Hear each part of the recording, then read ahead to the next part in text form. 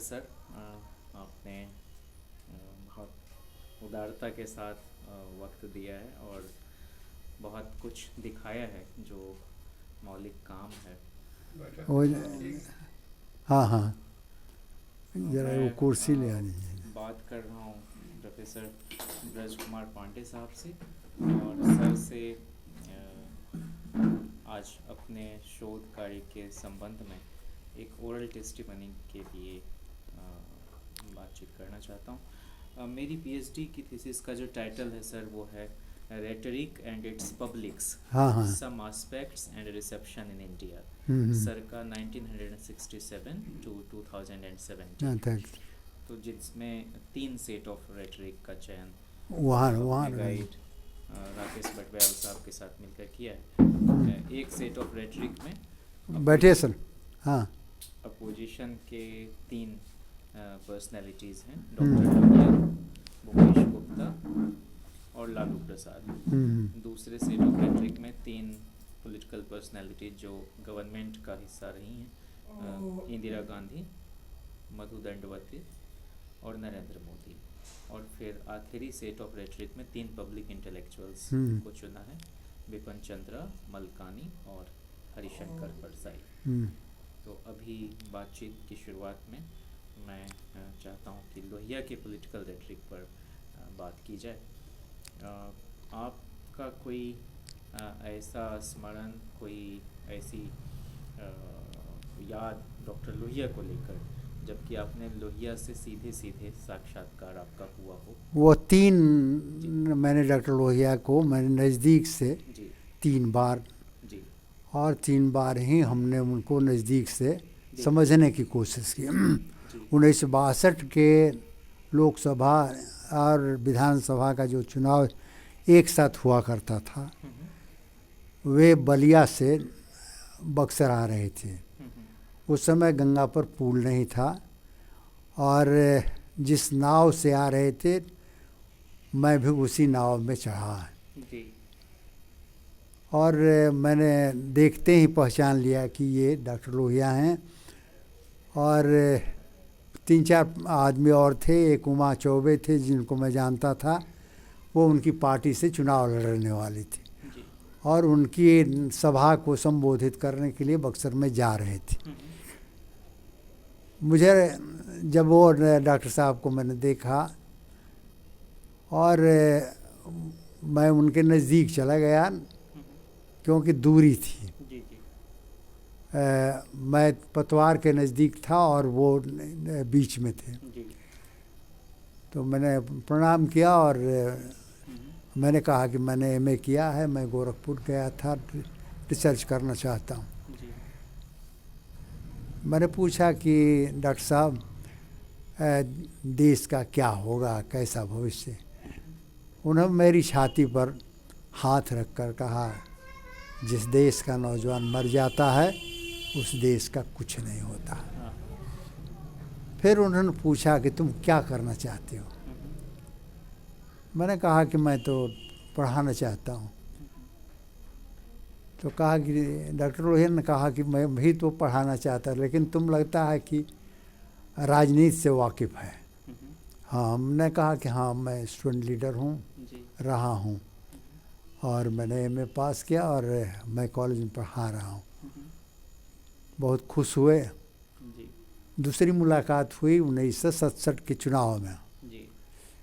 रामान तिवारी चुनाव लड़ रहे थे और उनकी कॉन्स्टिट्यूंसी में एक जगह है बेलौटी, जो शाहपुर से समीप सटा हुआ है।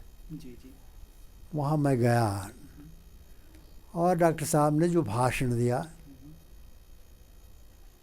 तो मुझे लगा कि साहब यह आदमी दो बातें मुझे मार्मिक लगी। एक बात तो ये लगा कि साहब उस मीटिंग में तिवारी जी नहीं थे जिनके प्रचार के लिए वो गए थे। अच्छा। सुनिए। और डॉक्टर लोहिया ने कहा कि तुम लोगों के बीच में ये कहना चाहता हूँ कि रामानंद पुलिस मिनिस्टर होने जा रहा है। फिर कहा कि ये तिवारी इतना कॉन्फिडेंस क्यों नहीं है उसको कि वो चुनाव जीतने जा रहा है और मंत्री बनने जा रहा है, और वो गया है किसी जगह किसी मंदिर में पूजा करने के लिए। ये मुझे अच्छा नहीं लगता है। डॉक्टर लोहिया ने ये साफ साफ ये बात कही थी। ये बात हमको याद है कि उन्होंने कहा, भारी सभा में कहा, कम से कम वहाँ 10,000 आदमी रहा होगा, और वहाँ ही उन्होंने कहा कि ये रामन पुलिस मिनिस्टर होगा, हमारी सरकार बनेगी। और ये बातें जो उन्होंने कही ठीक साबित भी हुई कि साहब वो मिलीजुली सरकार बनी। संबित की सरकार में रामन तिवारी पुलिस मिनिस्टर बने। दूसरी बात मैं ये कहना चाहता हूँ कि डॉक्टर लोहिया का एक भाषण मुझे याद है, और आज जो भारत के अंदर अभी जो उत्तर प्रदेश में या राज्यों में चुनाव प्रचार हो रहे हैं और बहुत भीड़ उमड़ती है। उन्होंने पहले चुनाव के बारे में कहा था कि हम लोग मुगालते में थे,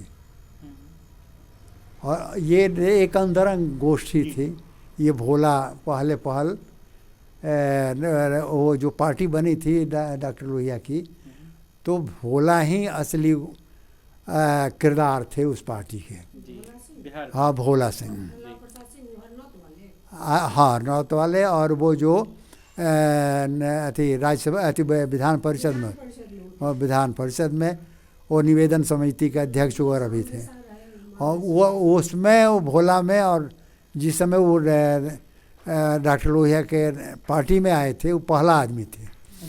हाँ, तो डॉक्टर साहब ने कहा कि देखो, हम लोग जहाँ जाते थे, शहरों में जाते थे प्रचार करने के लिए, और हजारों लोग उमड़ते थे, और हमको और जेपी को ये लगा कि हमारी सरकार आएगी, कांग्रेस सरकार आई है हम लोगों की।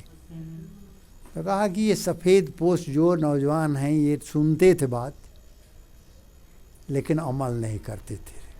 और हम लोगों को हुआ था, जयप्रकाश नारायण को ये इल्हाम हुआ था कि हम जीत जाएंगे, सरकार मेरी बनेगी। लेकिन ये हुआ कि साहब वो भीड़ को देख कर, क्योंकि डॉक्टर जयप्रकाश नारायण का एक फितरत था, ये पता लगाते थे कि कितने लोग इकट्ठा हुए हैं। यदि लाख से कम लोग होते थे तो वो कहते थे कि नहीं जाएंगे। ये अंतरंग में बात है भोला के यहाँ जो कमेटी बैठी थी कुछ लोगों की, तो उसमें वो उन्होंने ये बात कही। एक तीसरी बात मैं आपको बताना चाहता हूँ, जब उन्होंने ये तुमने आप सुनिएगा इसको, जो आपके कभी कभी क्रिटिकल होती हैं कर्पूरी पर वो समझिएगा। वो डॉक्टर लोहिया पहली बार अपनी पार्टी बनाने के बाद पटना जंक्शन आए। अब ध्यान से सुनिएगा, जो वहाँ डॉक्टर जयदेव यहाँ होते थे, ये इनके पिताजी के मित्र थे। हाँ, वो तो वो हुआ क्या कि जब उतरे तो कर्पूरी जी ने कहा था कि मैं भी शामिल होऊंगा और मैं आऊँगा। चारों तरफ देखा डॉक्टर लोहिया ने, कहीं कर्पूरी नहीं दिखाई दिया। कहा कि नौआ ठग लिया। समझे बात? कहिएगा तो मैं लिखा हुआ दिखा दूंगा। माने ये पीएसपी में ही रह गए, आए नहीं इनकी ना नहीं, ये रह गए। ये लोग आए उस समय जब संयुक्त सोशलिस्ट पार्टी बनी। हाँ, रामानंद तिवारी और दोनों आए एक साथ।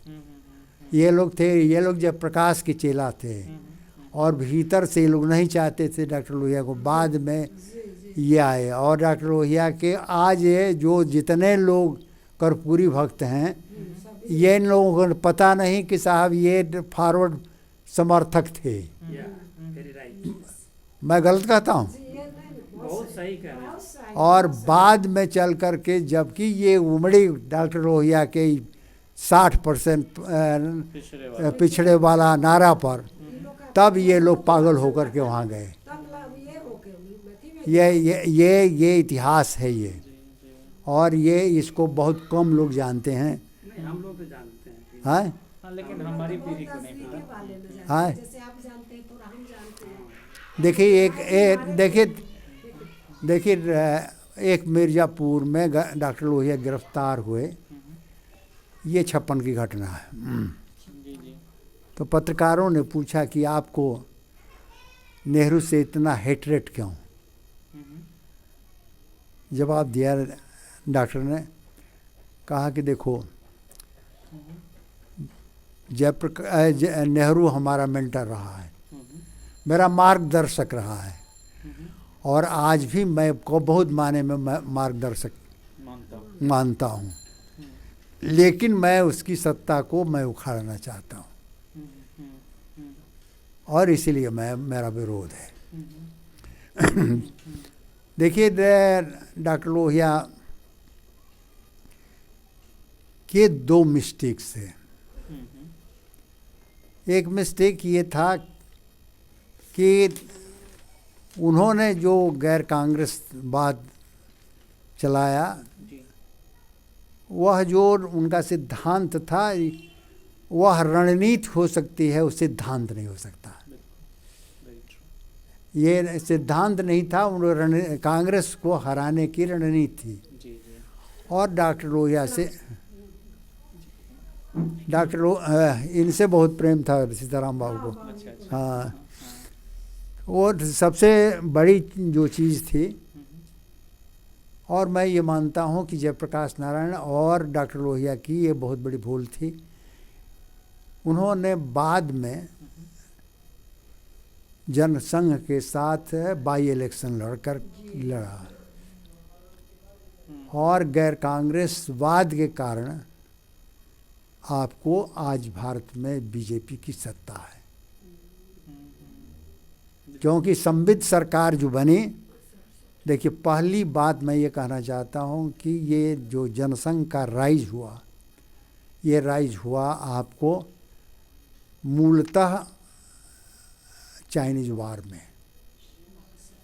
क्योंकि जनसंघ जो था उसने उसका बहुत बड़ा विरोध किया, और गांधी मर्डर का जो दाग था वो हल्का धुल गया, और दूसरी बार जो धुला वो संवित की सरकार में जनसंघ के साथ सरकार स्वीकार्यता हो गई। और तीसरा जेपी ने किया 77, उन्होंने जनता पार्टी बनाई। तो ये जनता पार्टी में सबसे बड़ी चीज़ हुई कि जनता पार्टी जो बनी, उसमें उन्होंने जनसंघ को शामिल जो किया था, और उससे आपको जेपी के आंदोलन ने आपको जनसंघ पर, आरएसएस पर जो दाग था वो पूर्णतः धुल गया गांधी मर्डर का। और अंतिम बात मैं आपको बता रहा हूँ, मैंने इस पर लिखा है और मैं कई जगह सेमिनार में कहा भी। मेरा ये कहना है कि यदि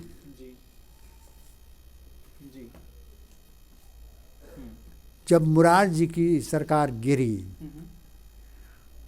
तो जनता पार्टी में जितने शामिल दल थे, जनसंघ को छोड़कर वे फिर अपने मूल पार्टी में नहीं लौटे। जबकि भारत की राजनीति के वो प्राण थे, और भारतीय जनतंत्र के पार्लियामेंट्री डेमोक्रेसी में उनकी बड़ी भूमिका थी।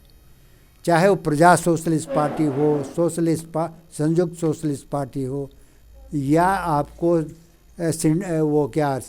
वो कांग्रेस सिंडिकेट कांग्रेस हो, या वो सुभाष बोस की पार्टी हो, फॉरवर्ड ब्लॉक हो, ये लोग शामिल हुए। अपने फिर उनके झंडे थे, उनकी नीतियाँ थे, उनके नेता थे, सब कुछ था, लेकिन वे लौट कर नहीं आए। और उनकी जगह पर जाति की, व्यक्ति की, परिवार की पार्टियां बनी, और डेमोक्रेसी को, पार्लियामेंट्री डेमोक्रेसी को सबसे बड़ा धक्का लगा। ये मेरी जी जी ये समझ है। मैं कम्युनिस्ट पार्टी में होते हुए भी मैं डॉक्टर लोहिया को भीतर से उनकी कल्चरल नीति पर, उनको जो उन्होंने कृष्ण पर लिखा है, आज तक जितने लोगों ने लिखा है उसमें सबसे अव्वल लेख है। मैंने कई जगहों पर, मैंने अभी एक किताब जो संस्कृति वाली बनाई है उसमें उस कृष्ण के बारे में जो उन्होंने लिखा है उसको उस किताब में दिया। 2 बातें, वो कृष्ण वाला जो वो किताब ज़रूर पढ़नी चाहिए, भारत माता धरती माता। उसमें द्रौपदी के बारे में उन्होंने कहा है, स्त्री को उसी तरह की होनी चाहिए। हाँ, उन्होंने कहा कि दुनिया में ऐसी स्त्री नहीं पैदा हुई कि कभी झुकी नहीं, लोगों को डुला दिया लेकिन किसी तरह से। और उसके बारे में जो लिखा है वो आप पढ़िएगा तो खड़ा होकर पढ़ने की इच्छा होती है डॉक्टर लोहिया की, इतनी अच्छी भाषा है वो उस स्थल को जरूर पढ़ी। कृष्णा हैं? है जी की पतली सी किताब कृष्णा। और कृष्ण तो अलग से है, कृष्णा और हाँ वो द्रौपदी के लिखा, के लिए कृष्णा। हाँ द्रौपदी के लिए जो उनके में भाव था। नटाली के लिए, हैं? नटाली के लिए। हाँ, वो दूसरी बात उन्होंने वो जब प्रकाश नारायण को कहा, जब अंतिम बार मिले थे कि फिर हम लोग मिल के कुछ करें, जी जी। तो कहा कि तुम में एक दोष है। किन्होंने कहा? जेपी? जेपी को लोहिया ने कहा कि तुम झुक जाते हो, तुम द्रौपदी नहीं बन सकते।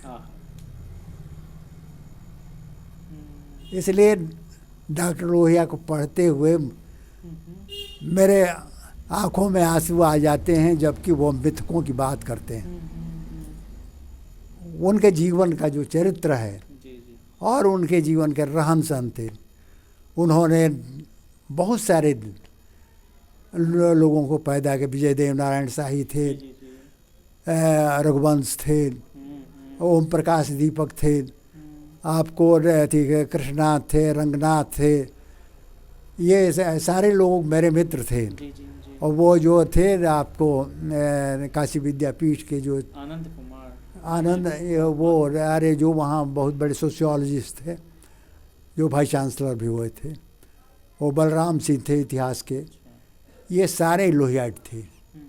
यानी काशी विद्यापीठ जो आचार्य जी ने वहाँ से छोड़, हाँ नरेंद्र देव जो वहाँ का थी हिंदू यूनिवर्सिटी के वाइस चांसलर हुए, लेकिन हाँ लखनऊ दोनों जगह हुए, नेहरू ने बनाया था। और मुझे वो दिन याद रहते हैं हमेशा, जब डॉक्टर लोहिया वो कहते थे मिर्ज़ापुर का, जो पत्रकारों को कहा कि डॉक्टर लोहिया में नेहरू मेरा मेंटर है और रहा है, हमारी किताबों की भूमिका लिखी है, तो वो सब हमें मार्मिक लगती है और बड़ी मार्मिक लगती है। और ऐसे मेरा विरोध है उनके गैर कांग्रेसवाद से भी है। और आज जो भारत की राजनीति को जो देखिए, सबसे बड़ी चीज़ है डॉक्टर लोहिया ने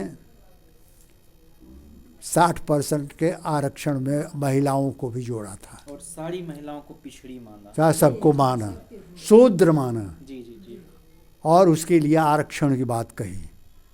और ये जो लोग हुए, चाहे लालू प्रसाद हों, चाहे शरद यादव हों, चाहे आपको इन लोगों ने जो पार्लियामेंट में हंगामा किया, ये आपको नीतीश कुमार हों, ये सारे के सारे लोहियावादी नहीं है, लोहिया विरोधी हैं, स्त्री विरोधी हैं। ये डॉक्टर लोहिया का वह जो पॉइंट है, जो आज प्रियंका गांधी घूम रही है, लड़की हो लड़ सकती हो, और ये कहती है कि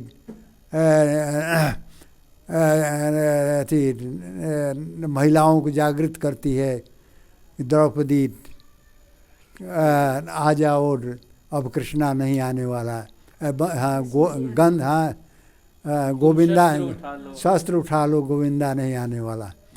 तो ये जो चीज़ आज कही जा रही है, लोहिया ने पहले कहा था। एक बार सर मैंने जानने की कोशिश की कि इसमें क्या है, तो शायद शरद जी ने ये कहा कि हम जो है महिलाओं को लोहिया जी ने एक विमर्श खड़ा किया राजमाता विजयाराजे हाँ, सिंधिया के खिलाफ सुखो रानी को लड़ा के हाँ, हाँ। महारानी बना मैं तरानी का डिबेट कि समाज में जो सबसे वो- उपेक्षित स्त्री है वो डिस्कोर्स में सामने आए, या भगवती देवी को उन्होंने उपेंद्र नाथ वर्मा हाँ, वगैरह हाँ। ने, या भोला सिंह भी थे उसमें। हाँ हाँ हाँ, भोला सिंह नहीं तो उपेंद्र नाथ वर्मा और लोहिया ने हाँ। मिलके कि भाई इनको पार्टी से जोड़ो और टिकट दो, तो ये लड़ाई। तो हम लोग महिला आरक्षण के विरोधी नहीं हैं, हम सिर्फ उसमें एक संशोधन जो है वो हम नहीं समझा पा रहे हैं आम आदमी को या एकेडमिया को, इंटेलिजेंसिया को, कि हम महिलाओं को होमोजेनस कैटेगरी नहीं मानते हैं। तो हमने कहा कि लोहिया तो मानते थे,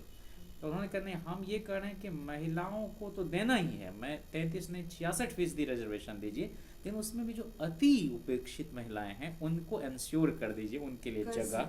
और इसीलिए ये डेडलॉक है, ऐसा मानने के लिए कुछ पार्टियां तैयार नहीं हैं, और हम लोग उस रूप में अभी हो जाने दो सारी महिलाओं को, बाद में उसमें हम देख लेंगे। तो हम लोग को लगता है कि बाद में पता नहीं होगा कि नहीं होगा, इसलिए हम ये ना, तो ये विरोध जो था ना ये नहीं होना लालू चाहिए। जी की भी यही मान्यता थी और मुलायम सिंह जी अरे आज ने यार शिक्षा हो गई है जी महिलाओं में, जी लेकिन पहले क्या था, जी बड़े ऊंचे घरों की भी बल्कि महिला में तो वही उनके थी। बारे में तो ये था, मैंने लोहिया कहते थे कि ये ज्यादा पर्दा प्रथा की शिकार हैं, इनको चार दीवारी से नहीं निकालने दिया जाता, तो ये ज्यादा शोषित हैं, तो इसलिए कोई भेद नहीं। इलाहाबाद में एक मैं जैसे। ओम प्रकाश दीपक से मिला, जी जी मेरे कई लेख छपे हैं जन में, जी जी जी और ओम प्रकाश ही देखते थे। हम्म, तो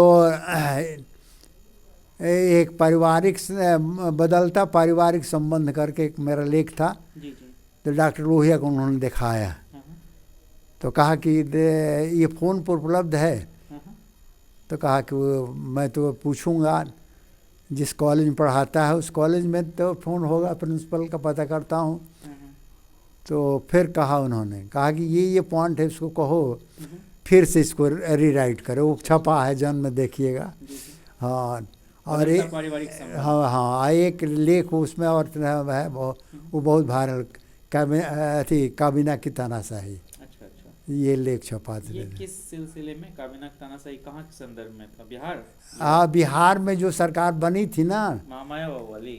महाबाई बाबू वाली, उसमें समय लिखा था। जी जी वो उसमें डॉक्टर लोहिया ने कहा था कि ये जो मिली जुली सरकारें हैं, ये आँख की पुतली की तरह इसे बचाना चाहिए।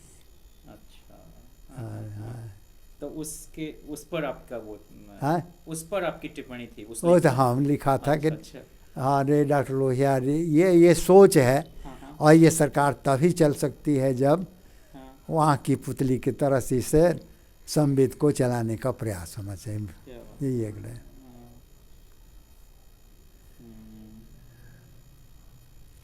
तो सर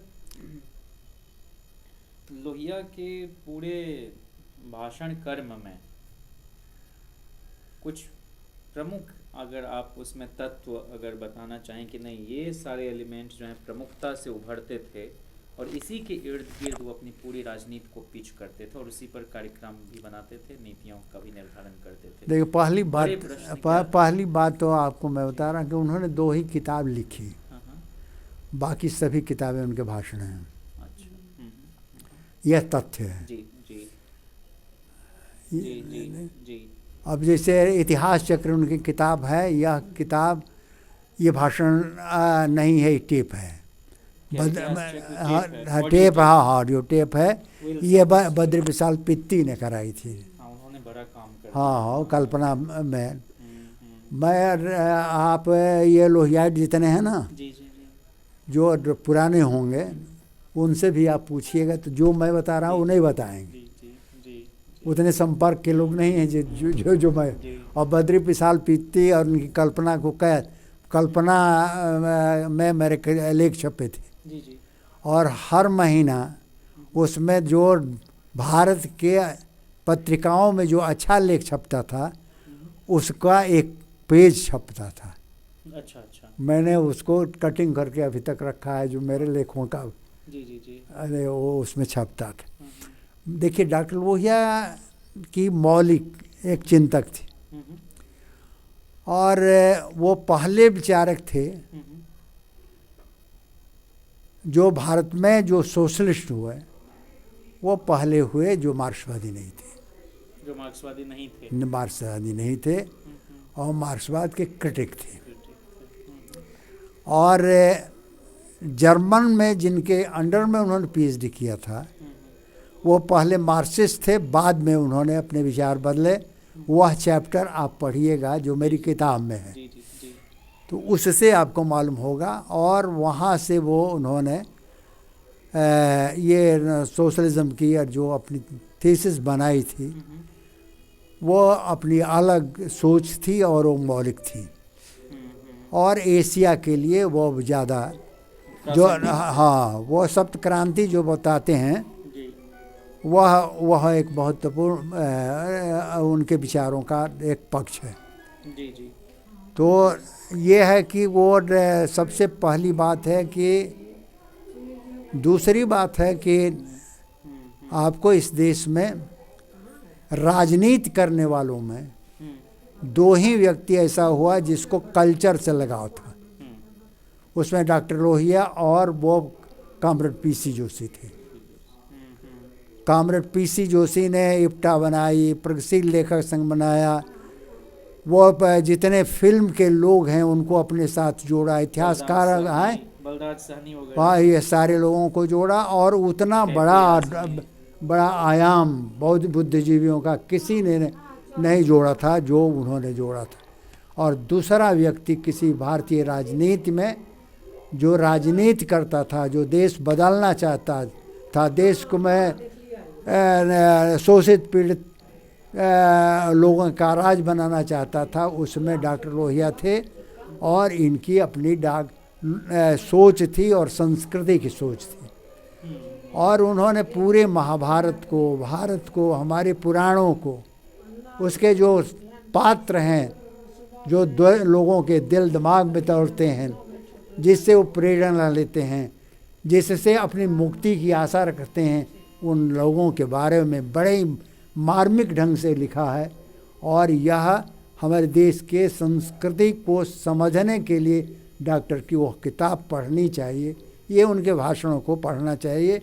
मैं यह दावे के साथ कहना चाहता हूँ ये। और उनके जो विचार जो थे उस समय रेलिवेंट थे, जिस समय कांग्रेस की मोनोपोली तोड़ना चाहते थे, उनके पास यही दो रास्ते थे, और उस रास्ते को उन्होंने बहुत सारे लोगों को अपने साथ जोड़ा, अपनी पार्टी को जोड़ा। और आज जो हो रहा कि कांग्रेस मुक्त भारत बनाने की बात कर रहे हैं, वो डॉक्टर लोहिया ने कहा गैर कांग्रेसवाद बनाएंगे। ये तब की बात है, तब की बात है। दूसरी चीज़ है कि भारत में जो राजनीतिक चेतना पैदा हुई, पिछड़ों में जो चेतना गई, उसके शुरुआती विचारक डॉक्टर लोहिया हैं। दूसरा विचार ये बढ़ा तो मंडल कमंडल से बढ़ा। ये दो जो मुख्य पक्ष है, लेकिन उसकी शुरुआत डॉक्टर लोहिया ने की थी। और आपको निचले तबके, और उसमें आपको लालू प्रसाद की बड़ी भूमिका है, जो कि 90 में उन्होंने सभी जातियों को राजनीति में भागीदारी का नारा लगाकर गांधी मैदान में हजार लोगों को अलग अलग जातियों की रैली कराकर उनमें जात की भागीदारी की अति किया। और कुछ पूछिएगा? अच्छा सर, आपने जेपी के बारे में कहा कि जेपी इंश्योर होते थे कि बड़ा जमावड़ा जनसमूह का अगर वहाँ पर एक तरह की लामबंदी है और लोग जुट गए हैं तो उनको बातों को कहने का उनका अपना एक आनंद होता था। हाँ। लोहिया क्या इतनी बड़ी सभाएं ना लोहिया ने जब पार्टी बनाए थे, मैं उस मीटिंग में जो आए थे गांधी मैदान में, मैं विद्यार्थी था, मैं गया था। उस समय उनकी सभा में 5000 आदमी था, जो पहली बार वो अपनी पार्टी बना के आए थे। मैं वहाँ था। सोशलिस्ट पार्टी पीएसपी से अलग होके।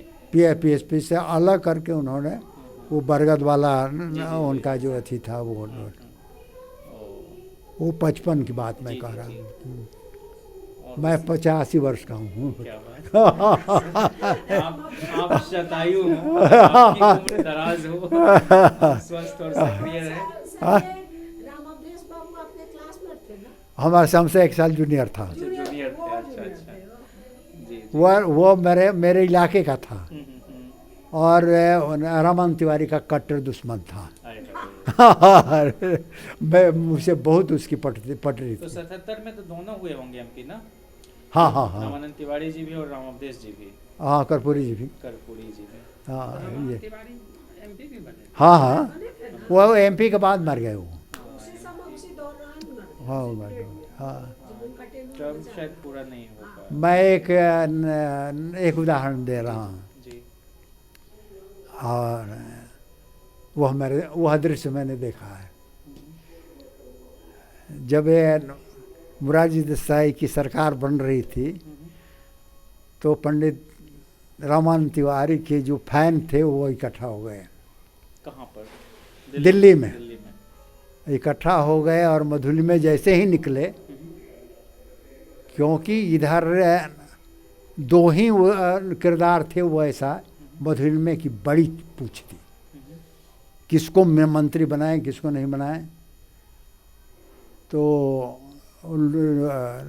तिवारी जी के पक्षधरों ने कहा कि तिवारी को मंत्री बनाइए। उन्होंने कहा कि तिवारी को अंग्रेजी नहीं आती। उसके बाद साहब मधुली में पर चप्पल चलने लगे, थूकने लगे, कुर्ता फाड़ने लगे लोग। ये यही। कहाँ पे? ये दिल्ली में जब मोरारजी देसाई की सरकार बनने वाली थी, मैं था वहाँ। हाँ, मैं प्रत्यक्षदर्शी था। ये वीपी हाउस वगैरह के आसपास या कहीं और? हाँ। ये जगह वीपी हाउस थी या कहीं और?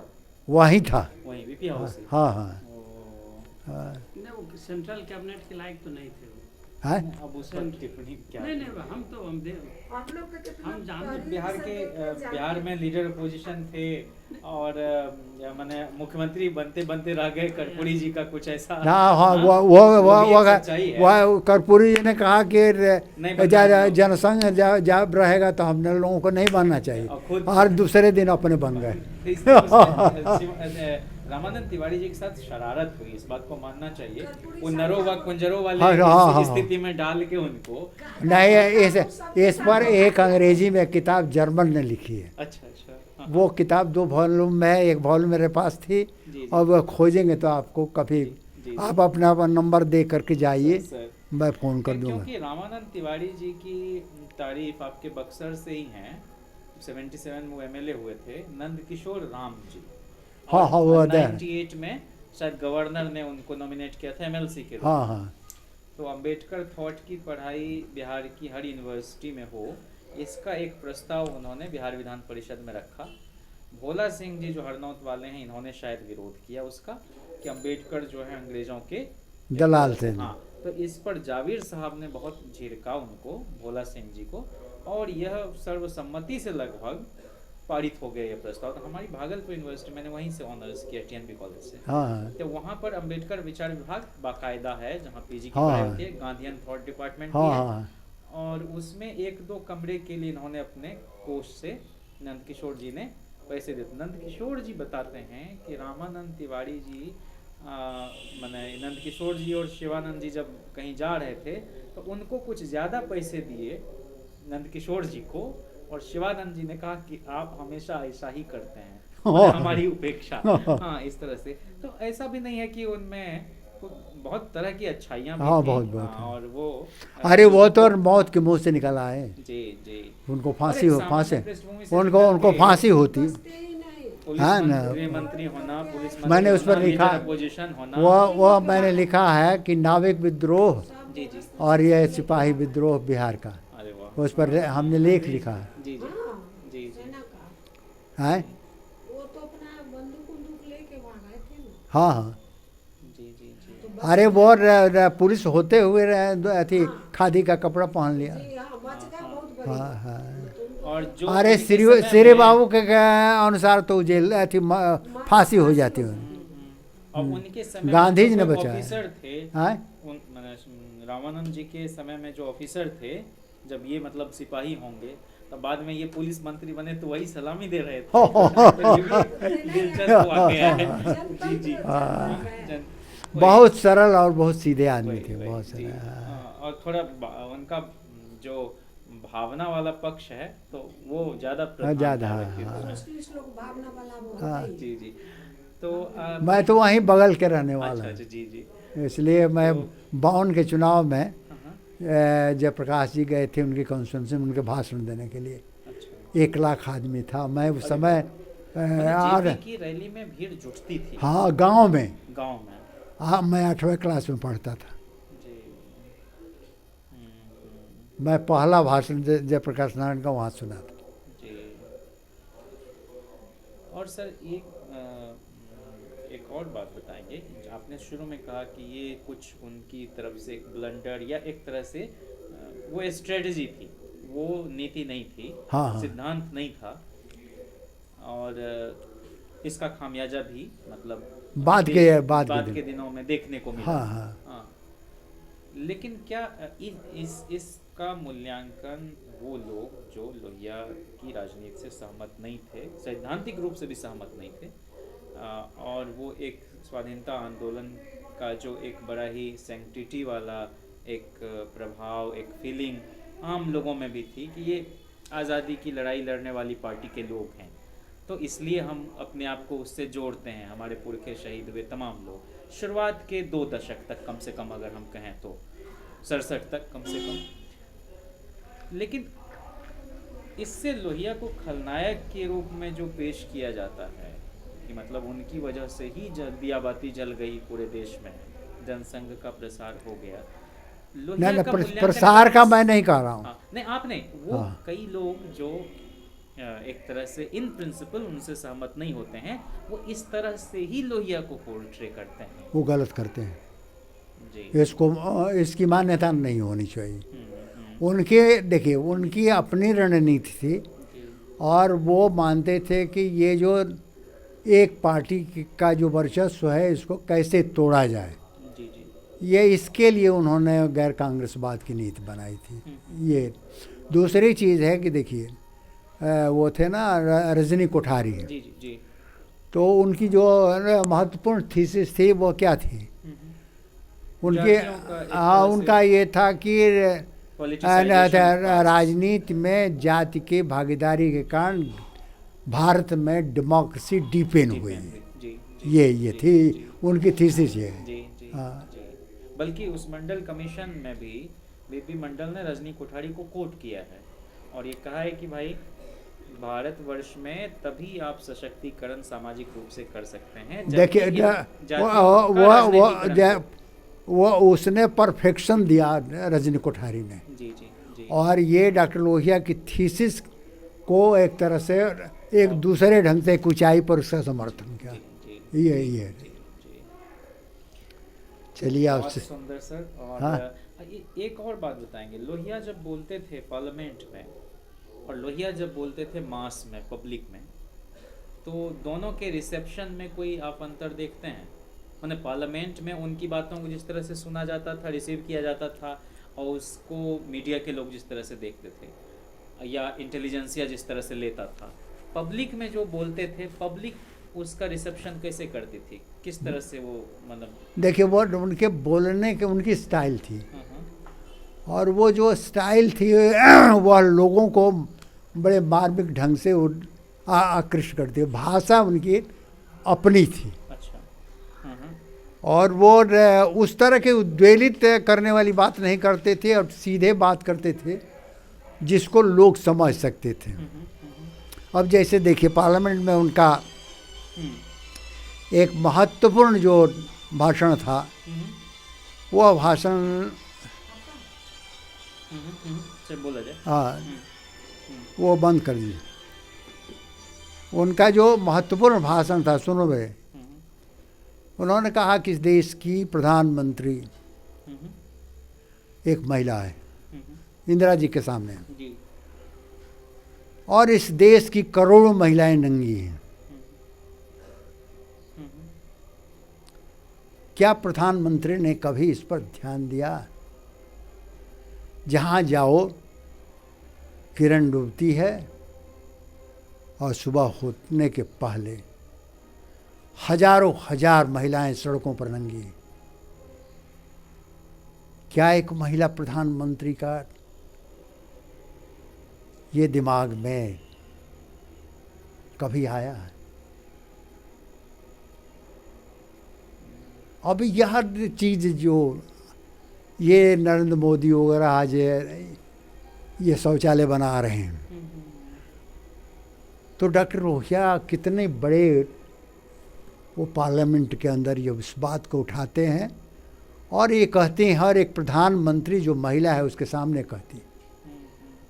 और वो बहुत ज़्यादा मार्मिक ही नहीं था, बहुत ज़्यादा हुआ, एक्सेप्टेबल हुआ वहाँ के पार्लियामेंट के, बड़ी तालियां बजी। दूसरी बात आपको मैं बता रहा हूँ डॉक्टर लोहिया का, ये जिस रूप से उन्होंने इसको उठाया, तो ये एक तो अभी मैं भूल रहा हूँ, एक और उन्होंने जो बात कही थी वो दिमाग मुझसे उड़ गया, लेकिन ये उनकी जो सोच थी वो मौलिक थी, मूलतः वो न सोचते थे, मौलिकता उनमें थी। जी जी जी। और जो वो, हाँ एक बात और कर,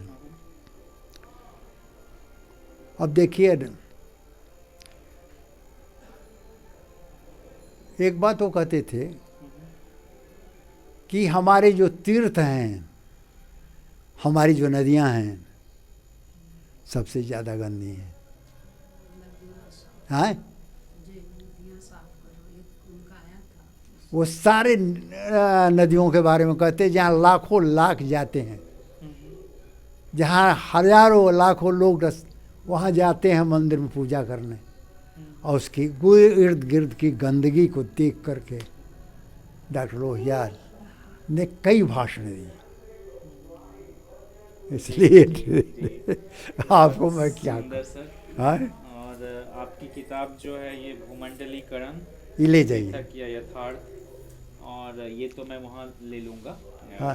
ये तो प्रगति प्रकाशन से जो Ram Manohar Lohia the man and his ism, हाँ जो आपने गिरीश मिश्रा जी के साथ लिखी, और बहुत सेलिब्रेटेड ये है, ये हमारी लाइब्रेरी में भी है JNU में, sociology and economics of casteism in India, और बिहार पर आपने इसमें, आप बिहारी हैं इसे जरूर पढ़िए। देखिए सुंदर। आपको जाबिर जाबिर साहब ने बताया था, हाँ जाबिर साहब ने और सुरेंद्र किशोर जी ने, हाँ तो जाबिर साहब ने वो जो आपने वो एडिट किया है अभी, हाँ हाँ वो शायद थी, आंदोलन हाँ साम्यवादी, हाँ हाँ वो कृष्ण जी, हाँ जय कृष्ण चौधरी जी, पर, हाँ जी। तो ये, और हमको उन्होंने बताया आज, बल्कि राम नरेश पांडे जी ने भी, कि आप हाजीपुर जा रहे हैं तो उनसे ज़्यादा अथॉरिटी के साथ और कौन बात करेंगे, भूपेश गुप्ता जी पर।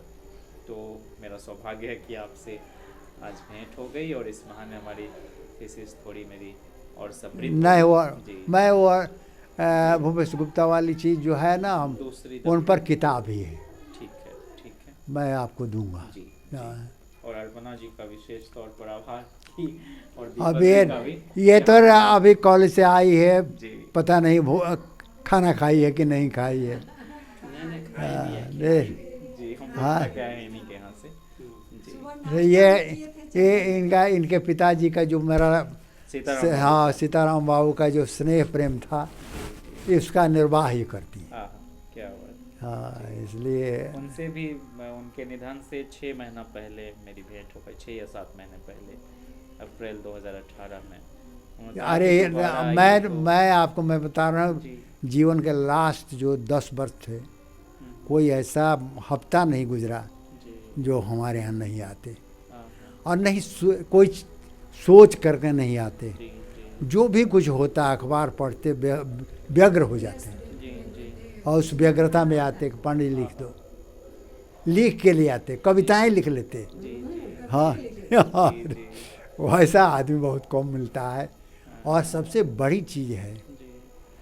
कि वो जो मैंने एडिट किया है राज्यसभा का, राज्यसभा में सीताराम सिंह, ऐसी चीज़ों को नेशनल इंटरनेशनल सवाल उठाया, जी जी, मैं दंग रह जाता हूँ कि मैं पॉलिटिकल साइंस बड़ी इलाकाई जबान में, हाँ, हाँ वो सब बहुत वो तो आपने बहुत सुंदर काम कर दिया है सर। ना। हम लोग तभी तो परिचित हो पाए उनके उन देखिए introduction देखिए से। देखिए मैं आपका ये यहाँ के हैं, देखिए हाँ, स्पोर्ट्स में भी कि जो देसी खेल हैं उसको बढ़ावा मिले, वो हाँ, एक हाँ। एशियन उस समय जो एक खेल हो रहा था उसमें भी, हाँ उस पर भी, हाँ, देखिए देखिए जी जी देखिए हमको बाहर जितना लोग जानते हैं ना, जी जी यहाँ लोग नहीं जानते, जी जी, और मुझे यहाँ लोग जानते हम्म, तो ये सब मैं नहीं करता सही, हाँ, नहीं वो तो आपकी साधना ही है, इतने बढ़िया सुंदर श्रम साथी काम हो। देखिए हमारे वो बड़े भाई हैं, अधिकारी रहे हैं बिहार गवर्नमेंट में। जी जी, हाँ, ये शाम को हमारे यहाँ आते हैं। हाँ तो जरूरी भी है ना सर। हाँ, आप हाँ। लोग अकेले अकेले चलो तुमने इनके लिए मेहनत किया, इसका तुमको भी धन्यवाद।